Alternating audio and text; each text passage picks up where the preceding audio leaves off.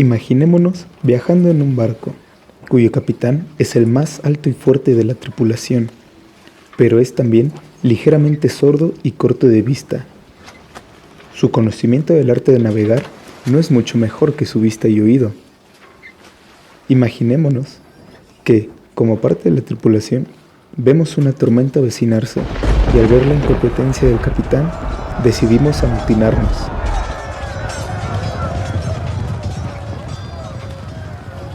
Al estar en el poder, buscamos a alguien quien pueda hacerse cargo del navío. A la luz salen unas cuantas posibilidades, de las cuales la mayoría elige al que cree mejor calificado. Con nuevo capitán al mando, decidimos celebrar nuestro nuevo poder, y bebiendo y dándonos a la juerga, continuamos el viaje. Alcanzándonos la tormenta, el nuevo capitán no es capaz de lidiar con ella, y todos acabamos por intentar escapar del navío. Todos nuestros esfuerzos, al final, son en vano. El navío ahora se encuentra en medio de la tormenta. Rápidamente, esta misma nos deja perdidos.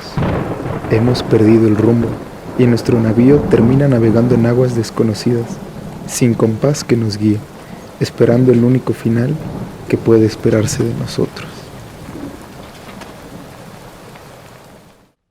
Con esta símil, Platón quiere probar que el principio en que se basa el gobierno democrático es totalmente absurdo, argumentando que en las democracias de su tiempo, los líderes no tenían idea de lo que tenían en sus manos. Platón argumentaría también que bajo un gobierno democrático, el pueblo puede desembarazarse de sus políticos cuando se les venga en gana, comportándose como si para conducir bien un navío o el Estado no hiciese falta conocimientos especiales. En los diálogos de la República, Platón propone descubrir aquel estado ideal, el cual debe servir como base para las ciudades-estados de su época. Platón estaba convencido de que dirigir el Estado debería ser una ciencia. El hombre de Estado, para hacerlo, debe saber qué es el Estado y en qué ha de consistir la vida de éste. Es por eso que para Platón es fundamental la educación y el estudio acerca del origen y el fin del Estado. Platón ve el origen del Estado en una causa económica. Para Platón, los hombres no son seres independientes, sino que necesitan ayuda y cooperación de los demás en la producción de todo lo que hace falta para la vida.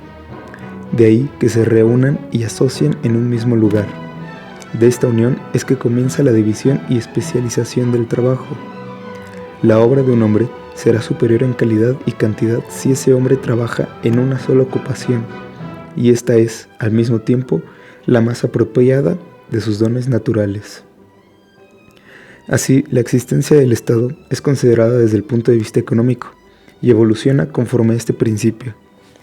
Al inicio, el Estado requerirá de granjeros, zapateros, herreros, obreros, entre otros. Al volverse la ciudad un poco más lujosa, aparecerán músicos, poetas, barberos, enfermeros, entre otros. Con el aumento de la población, consecuencia del creciente lujo, el territorio se volverá insuficiente y tendrán que anexar nuevos territorios. Así Platón ve una justificación económica para la guerra. Mas, si la guerra ha de continuarse, entonces, según el principio de la división y especialización del trabajo, deberá haber una clase especial de guardianes del Estado, cuyo cometido sea exclusivamente dirigir la guerra. Si bien Platón ve el inicio del Estado en un ámbito económico, sería absurdo afirmar que este es el único fin del mismo. Para Platón, el verdadero fin del Estado es hacerle la vida feliz al hombre, llevándolo a una vida recta y de acuerdo a los principios de justicia.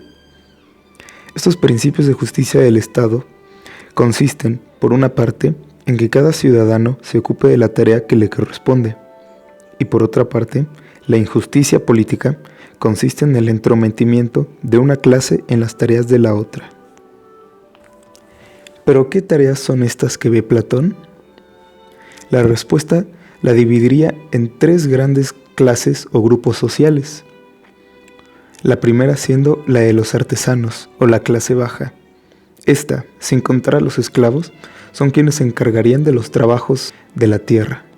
En el segundo escalón estarían los auxiliares o la clase militar, quienes servirían para conquistar o defender al Estado. El escalón más alto sería el de los guardianes o guardián, el filósofo rey, el encargado de gobernar. Es importante notar que en Platón vemos una pequeña semilla de pensamiento socialista, ya que él propondría que las dos clases superiores, la propiedad privada y el concepto de familia, deberían ser suprimidas. Regresando al escalón más alto, los guardianes, ellos han de ser aquellos que gobiernen, y para hacerlo se ha de llevar a cabo un proceso de selección. El guardián ha de ser aquel amante del Estado que procure los verdaderos intereses políticos del mismo. El guardián será aquel quien desde la infancia se haya distinguido en hacer siempre lo mejor para el Estado, sin haberse desviado nunca de ese camino. De aquí la necesidad de la educación.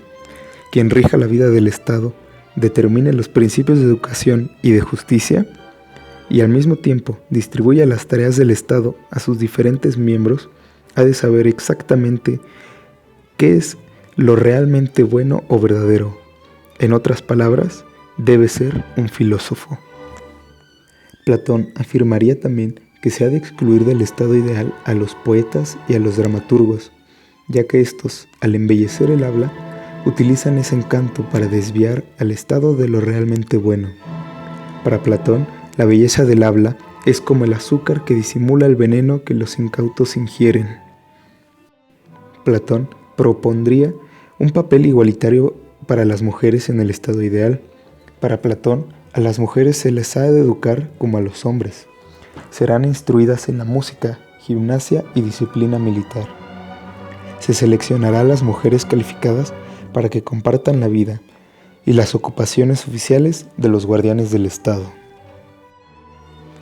En cuanto a los matrimonios de los guardianes y auxiliares, estos solo podrán unirse a mujeres que les sean prescritas por los magistrados y solo podrán engendrar hijos en épocas determinadas. Los vástagos de las clases superiores que sean incapaces de llevar la vida de las clases superiores serían relegados a la clase de los artesanos. El gobierno del filósofo rey o guardián debe ser el gobierno del hombre que sepa en realidad cuál es la ruta que debe seguir el navío del Estado y pueda ayudarle a superar las tempestades y dificultades. El filósofo será el resultado de la educación dada por el Estado, y a él y solo a él le compete trazar el diseño concreto del Estado. Lo mismo que el filósofo, en quien reina la razón, es el más feliz de los hombres, así también el Estado aristocrático es el mejor y el más feliz de los estados. Y lo mismo que el déspota tiránico, esclavo de la ambición y de las pasiones, es el peor y más desgraciado de los hombres, así el Estado gobernado por el tirano es el peor y el más desdichado de los estados.